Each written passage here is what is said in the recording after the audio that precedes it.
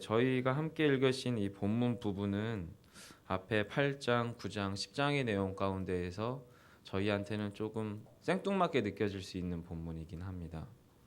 왜냐하면 이제 8장에서부터 이제 대제사장 되신 예수 그리스도, 그리고 완전한 속죄 제물이 되셔서 우리 안에 화목제가 되셨던 예수 그리스도에 대한 이야기들이 8장, 9장, 10장에서 쭉 전개가 됩니다.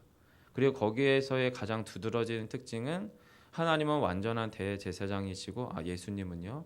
그리고 예수 그리스도께서 제물 되신 건 또한 완전하셔서 단회 한 회로 인해서 그 제사 속죄가 완전히 이루어졌다라고 하는 것이 키포인트입니다. 즉 예수 그리스도의 완전함, 예수 그리스도의 구원의 완전성, 영원성에 대한 이야기를 쭉 이야기하다가 그리고 나서 그런 주님을 붙잡아라. 그게 여러분이 읽으신 본문 26절 위쪽에 19절입니다. 자연스러워 보입니다. 19절은. 그런 예수님이니까 형제 여러분, 같은 신앙의 동지들을 말하는 거죠. 지체 여러분, 우리가 예수의 피를 힘입어 성소에 들어갈 담력을 얻었으니 그 가운데서 서로 사랑하시고 견고한 소망을 가지고 믿음의 담력으로 살아가십시오. 요 얘기를 쭉 하고 있는 겁니다. 그러다가 갑자기 26절이 나옵니다. 우리가 진리를 아는 지식을 받은 후, 이 말은 이제 앞에 있는 모든 내용을 믿고 알고 확신하고 신앙생활하는 중에 짐짓, 이 짐짓이라는 말은 일부러라는 단어입니다. 의식적으로, 일부러, 반복적으로, 지속적으로 죄를 범한즉 다시 속죄하는 제사. 앞에서 제사가 완전하다고 했는데 앞에서 주님의 구속의 사건은 우리 안에 영원히 한 번만 이루어지고 그것은 변개치 않고 변함이 없어서 완벽하다고 이야기했는데 지금 다시 생뚱맞게 26절에서는 짐짓, 일부러 우리가 죄를 지속적으로 반복적으로 또 현재적으로 짓고 있으면 우리 안에 속죄하는 제사, 완전한 제사는 없습니다. 지금 그렇게 이야기하는 것처럼 보인다는 거죠. 그럼 여러분 이 26절에서 등장하는 이 죄가 과연 뭘까요? 저희가 거짓말하는 것, 누군가를 미워하는 것, 또 심지어 누군가를 죽이는 이런 극악한 죄를 포함하는 걸까요? 여러분 이 본문 26절에 등장하는 죄는 히브리서 전체 문맥 가운데에서 이 저자가 지속적으로 반복하고 있는 배교에 대한 이야기를 하고 있는 거예요. 배교. 여러분 그렇다면 우리가 이 배교에 대한 이야기를 한 번쯤 고심해 봐야 돼요. 사실은 한국 기독교 역사가 약 한 이제 120년이 됐습니다. 그리고 이 120년의 기독교 역사 가운데에서 저희는 신사참배 때의 시간들을 여러분이 기억하실 겁니다. 그리고 그 신사참배 때 여러 많은 목사님들이 실제로는 일본의 강요에 의해서 신사에 참배를 하고 그리고 우상숭배에 진배 없는 그 일을 할 수밖에 없었던 가장 큰 이유 중에 하나는 목회자들의 개인적인 신앙 양심상 그들이 교회를 포기할 수 없었기 때문이긴 합니다. 제가 이제 그분들을 변명하려고 하는 게 아니라 그 당시에 조선시대 또 그 시대 때 교회들은 지금보다 오히려 성도들의 신앙적 자유나 또 신앙생활을 하기가 목회자에 대해서 의존되어 있는 경우가 훨씬 많았습니다. 즉 목사가 만약에 신사참배를 거부하고 투옥되면 사실 그 교회는 뿔뿔이 흩어지거든요. 그래서 그거에 대한 목회자적인 양심상 신사참배 한번 하고 그냥 성도들 앞에서 회개한 후에 교회를 돌보는 게 좋지 않겠느냐라고 하는 판단이 한쪽에 있었고요. 또 한쪽에는 여러분이 잘 아시는 주기철 목사님을 포함한 많은 순교자들이 계셨어요. 그분들 안에서의 고민도 여전합니다. 물론 앞에서 말씀드렸던 목회자에게 교회에 대한 이유만 있었던 건 아닙니다.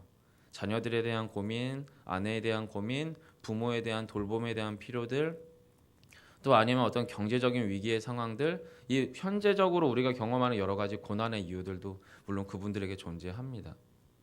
주기철 목사님에게도 동일하게 존재했어요. 그래서 마지막 옥에서 숨을 거두기 전에 마지막 설교문에 일사각오의 믿음이라고 하는 설교문 안에 5가지의 기도 제목을 나눴습니다. 첫 번째는 하나님, 죽음의 권세를 이기게 해주십시오. 하나님, 현재 당하는 고난을 견디게 해주십시오. 하나님, 저에게는 80 병든 노모가 있고 병든 아내가 있고 4명의 자녀가 있는데 하나님, 그들을 주님께 의탁합니다. 또한 나의 사랑하는 상정의 교회 성도들을 부탁합니다. 그리고 마지막으로 의에 살고 의에 죽게 하옵소서. 내 영혼을 주님께 의탁합니다. 여러분 앞에서 신사참배의 참여했던 목사도, 또 실제로 순교의 자리 가운데 나아갔던 목사도 죄송하지만 동일한 고민 안에서 다른 선택을 했습니다.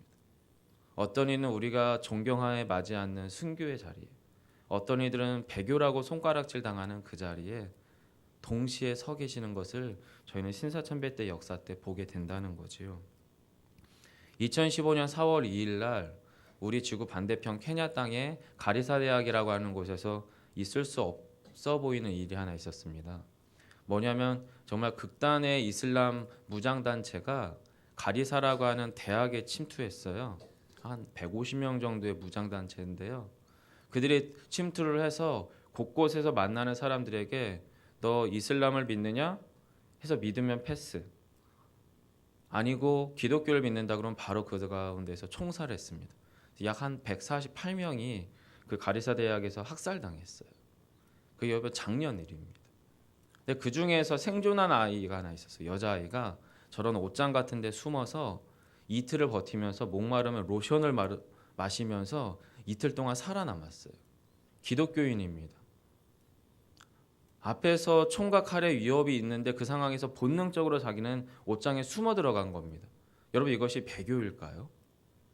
그런 당당하게 옷장문을 열고 나는 예수 믿는 사람입니다 하고서 그들의 총탄에 자기의 목숨을 잃어야 그것이 순교일까요?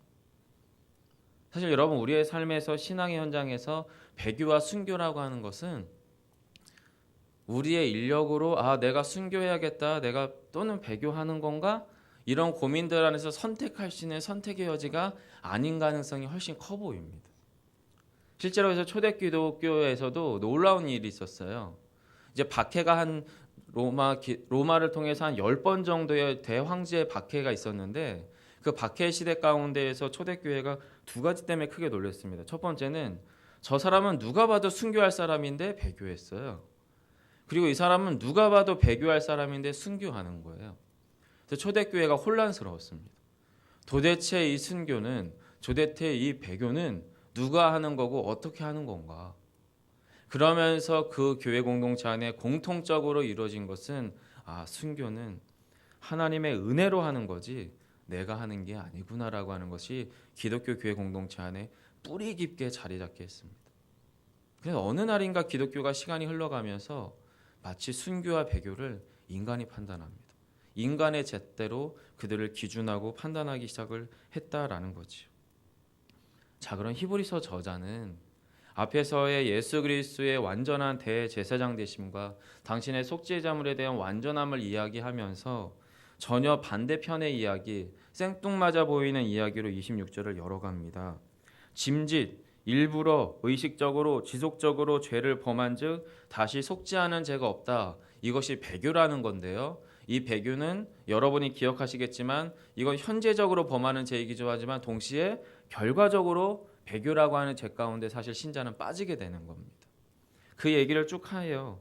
그러면서 그 죄에 대해서 그럼 우리가 어떻게 해야 되겠느냐라고 할 때 첫 번째로 이야기하는 게 생각하라라고 합니다. 29절 같이 읽어주시기 바랍니다. 함께 합니다. 시작.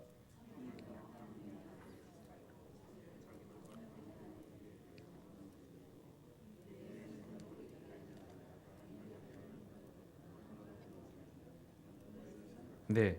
자, 이 29절을 읽고 있는 독자들 중에 이미 배교한 사람은 사실 이 책을 읽을 필요가 없겠죠. 왜냐하면 그 교회 공동체에서 빠져버렸으니까.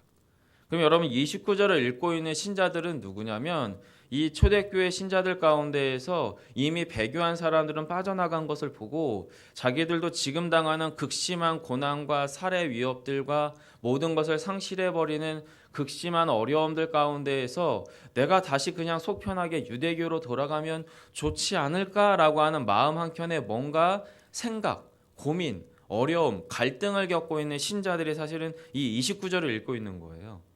그들에게 이야기하는 겁니다. 여러분 앞에서 모세의 법을 통해서도 그 어긴 자들을 하나님께서 치셨고 그들을 심판하셨는데 하물며 완전한 대제사장 되시고 완전한 속죄제물 되신 예수 그리스도의 그 구속의 사건, 우리에게 믿음을 허락하신 그 놀라운 사건이 아무것도 아니라고 짓밟아버리는 그 배교의 현장 가운데 있는 여러분이 받으실 그 형벌이 얼마나 무겁겠습니까? 제발 그것을 한번 생각해 보십시오라고 이야기하는 겁니다. 그러면서 또 한 가지를 이야기하죠. 32절인데요. 제가 읽어드리겠습니다. 전날에 너희가 빚을 받은 후에 고난의 큰 싸움을 견디어낸 것을 생각하라. 이 글을 읽어보는 신자들은 지금 현재 배교한 사람들은 아닌 것 같습니다. 하지만 나도 배교할 수도 있겠구나라고 하는 두려움 가운데 있고요. 갈등 가운데 있는 사람들입니다. 왜요? 가족들이 걱정되겠죠. 자녀들이 걱정되겠죠. 경제적인 위기들을 경험하게 되겠죠. 내지는 우리의 가족들 중에서 병든 사람이 있다면 또 어린 아이들 정말로 피부직 같은 아이들이 있으면 내가 순교의 현장에서 이슬로 사라지면 그 아이들 어떡하지? 그 부모님 어떡하지? 이 고민들이 아마도 이 독자들에게 있었을 것 같아요. 그런데 그들에게 지금 뭘 생각하라고 하냐면 첫 번째로는 소극적으로 예수 그리스도를 배교했을 때 당할 그 심판의 엄중함에 대해서 생각하라고 하고요. 또 한 가지는 현재적으로 전날에 이미 여러분은 구원받은 후에 빚을 받은 후에 지금까지 고난의 큰 싸움을 견뎌오지 않았습니까? 지금까지 여러분이 그 신앙을 지켜오지 않았습니까? 바로 어제까지도 그래 왔는데 왜 그 고민을 하십니까? 다시 한번 생각해 보십시오. 그 얘기가 32절인 겁니다. 그러면서 또 한 가지를 권면하는 게 34절과 35절인데요. 같이 읽어볼까요? 함께 합니다. 너희가 갇힌 자를 동정하고 너희의 소유를 빼앗기는 것도 기쁘게 당한 것은 더 낫고 영구한 소유가 있는 줄 알미라. 그러므로 너희 담대함 버리지 말라. 이것이 큰 상을 얻게 하느니라. 아멘. 앞에서는 한 가지 여러분이 깊이 생각하십시오라고 하는 권면을 했다면 지금 34절과 35절을 통해서는 여러분이 온전한 지식으로 알고 있는 바 그 믿음 가운데에서 담대하십시오라고 이야기하는 거예요. 여러분 우리의 믿음은 무엇입니까? 현재 오늘날 지금 이 땅에서 누리고 있는 어떠한 부귀영화나 평안함이나 그것들이 우리의 최종적인 믿음의 고백이 아닙니다. 34절에서처럼 설령 현재 우리는 갇혔고 또 그들을 동정하고 또는 우리의 소유를 빼앗기는 어려움에 있다 하더라도 그것을 우리가 기쁨으로 믿음의 담대함으로 견딜 수 있는 이유는 장차 갈 그곳이 있기 때문입니다. 장차 하나님과 우리가 더불어 누려야 될 우리의 변하지 않고 빼앗기지 않을 영구한 소유가 있음을 어떻게 해요? 알기 때문입니다. 사도 바울이 말하는 이 온전한 지식이라고 하는 것은 머리로 아는 게 아닙니다, 여러분. 가슴으로 아는 거고요, 인격으로 아는 거고요, 삶으로 아는 겁니다. 우리가 머리로는 입술로는 천국을 믿는다고 이야기하고 천국이 내 소유라고 말하면서 현재적인 가난이나 현재적인 고난으로 인하여서 그 소유를 잊어버리는 우리라면 우리의 믿음이 온전한가에 대한 점검도 사실은 필요하겠죠. 36절에 그래서 그것이 우리의 담대함이 된다라고 이야기하고 있는 겁니다.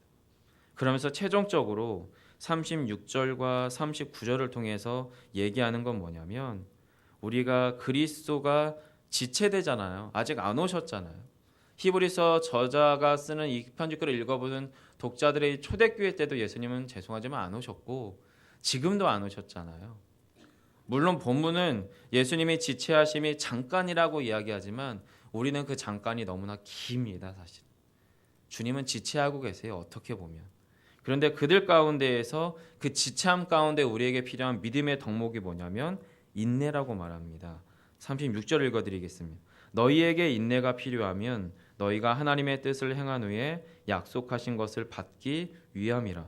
39절입니다. 우리는 뒤로 물러가 멸망할 자가 아니요 오직 영혼을 구원함에 이르는 믿음을 가진 자니라. 아멘.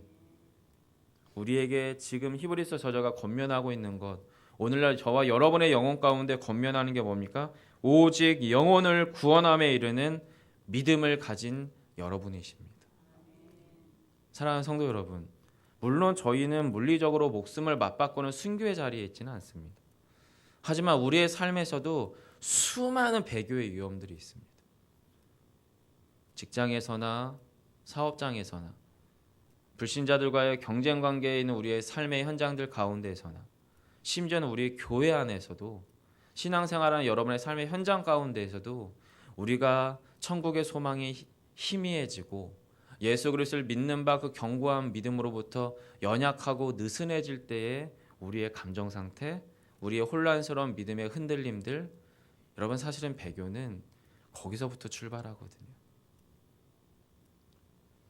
마치 흑과 백처럼 흑백 논리 안에서 나는 배교자고 나는 순교자야, 그렇게 시작되어지는 싸움들은 사실 없는 것 같습니다.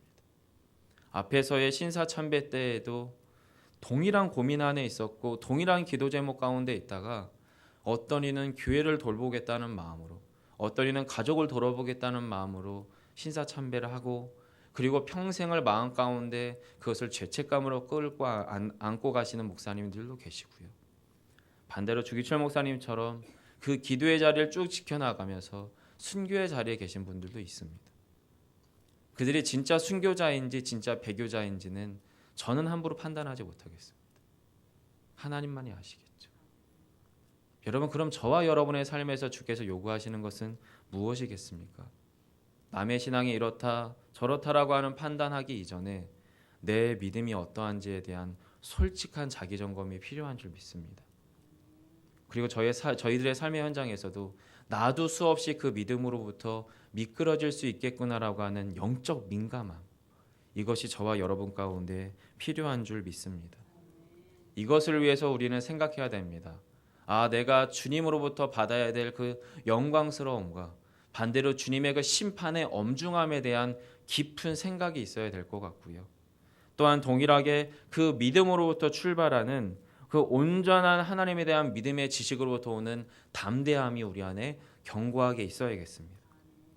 또한 마지막으로 우리 안에서 아직 주님이 오시지 않았기 때문에 아무도 그것을 확증해 주진 않지만 우리는 주님의 더디 오심에 대하여 인내로서 믿음으로써 오늘 하루도 승리해 나가시는 저와 여러분 되시기를 간절히 원합니다. 기도하겠습니다. 살아계신 아버지 하나님, 2016년 올해를 살아가는 삶의 현장 가운데에서도 지구 반대편에서는 믿음의 자리, 순교의 자리에서 자신의 목숨을 내던질 수밖에 없는 그런 척박한 신앙의 삶의 현장들이 여전히 놓여 있습니다. 그렇다고 우리 또한 우리의 신앙이 마냥 편안하고 느슨하지 않음을 또한 압니다. 알게 모르게 영적 사단의 권세들은 우리의 신앙을 끊임없이 흔들며 우리를 배교의 자리로 내몰고 있습니다. 주님, 이 이른 새벽 현장 가운데 주의 성령께서 우리 안에 깨닫게 하셔서 우리의 가장 평범한 삶의 일상에서도 배교가 일어날 수 있음을 깨달아 우리의 믿음을 점검하며 온전한 믿음의 주 되신 예수 그리스도를 견고히 붙잡고 나아가는 우리 귀한 믿음의 지체들 되게 하여 주옵소서. 그 놀라운 믿음의 견고함과 소망 가운데 오늘 하루도 이번 한 주간도 승리케 하시기를 소망하며 예수님 이름으로 기도드립니다. 아멘. 하늘에 계신 우리의 아버지여,